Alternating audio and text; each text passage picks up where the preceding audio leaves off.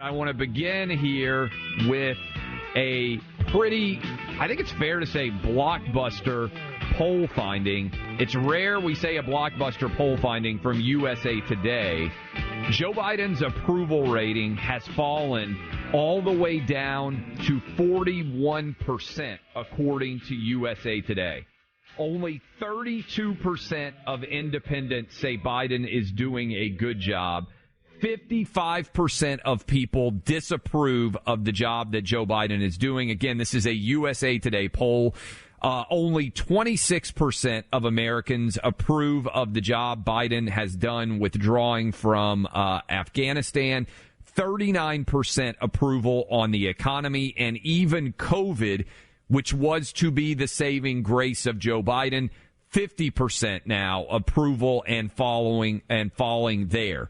Bunch of other stories that we are going to get hit. I'm going to hit Buck with all that data and see what he thinks here momentarily. You got doctors saying they don't want to serve the unvaccinated in South Florida. Budget drama in the House of Representatives with moderate Democrats demanding a vote on infrastructure before they will support the $3.5 trillion Bernie Sanders budget.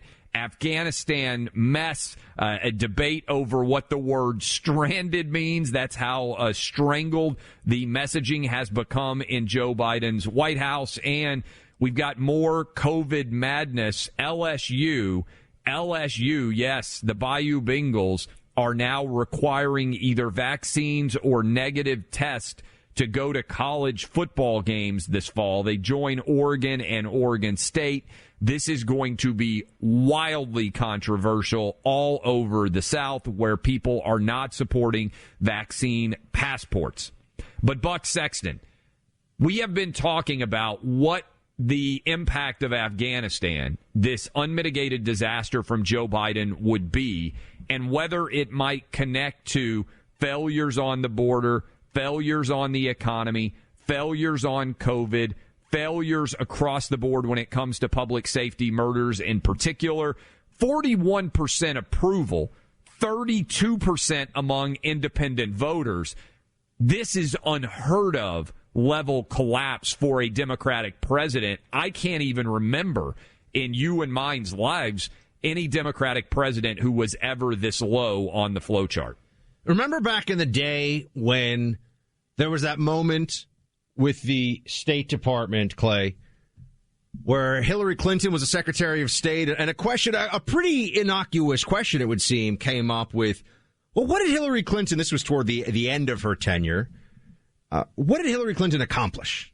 Like, what are the things that she did? Because we heard about how she traveled everywhere, and there was the most telling silence and then stumble, nonsense that I think occurred in the entirety of the Clinton era in the State Department. I mean, it just was, the answer was, there was no answer because there were no accomplishments. Nothing that anybody would recognize as such. We are at the place already, and this is what you're getting into with this polling data, where not only, I mean, early on we saw with Biden, with the executive orders, the kind of things that he signed, that he was willing to be a pass-through and a Trojan horse for the left, right? It was right in the beginning.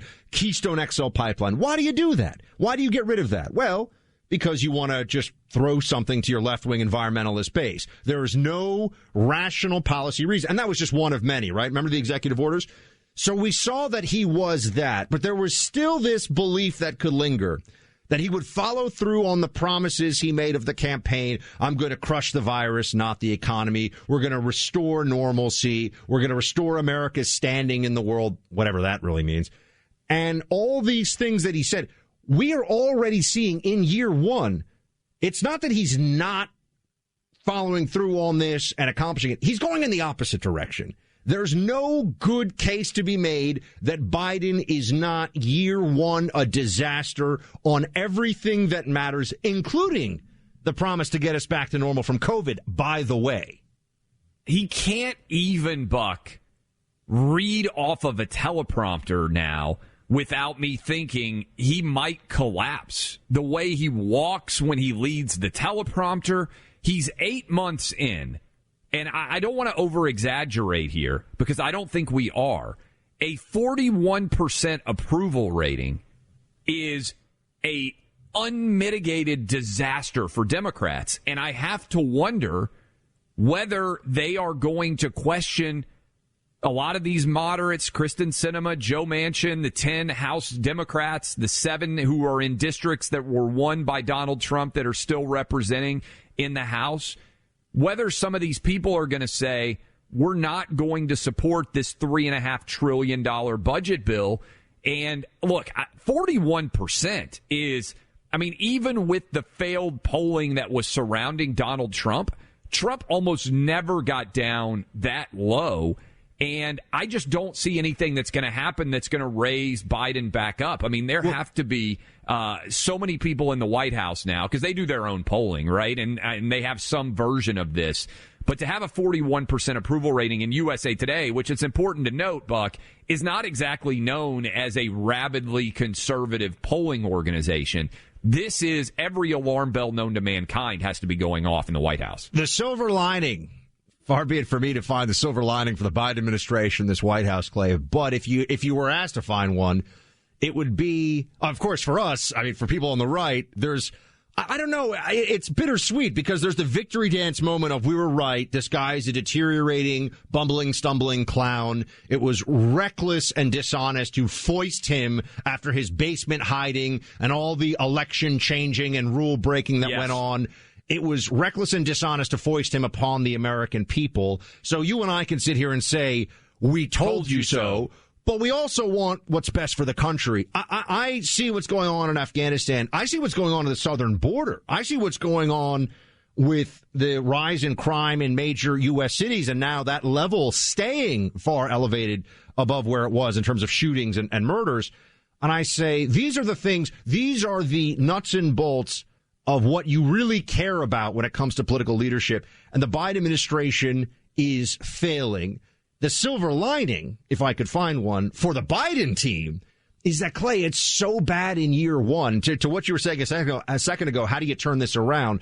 It's so bad in year one that year two, it feels like there's nowhere to go but up. If he can, he's not facing a midterm election this fall. If he were, I think anybody who's being honest would say it would be a catastrophic loss for Democrats. They're lucky that he's screwing up so badly year one, because year two, you got to think is going to be better. Although, what has Afghanistan shown us?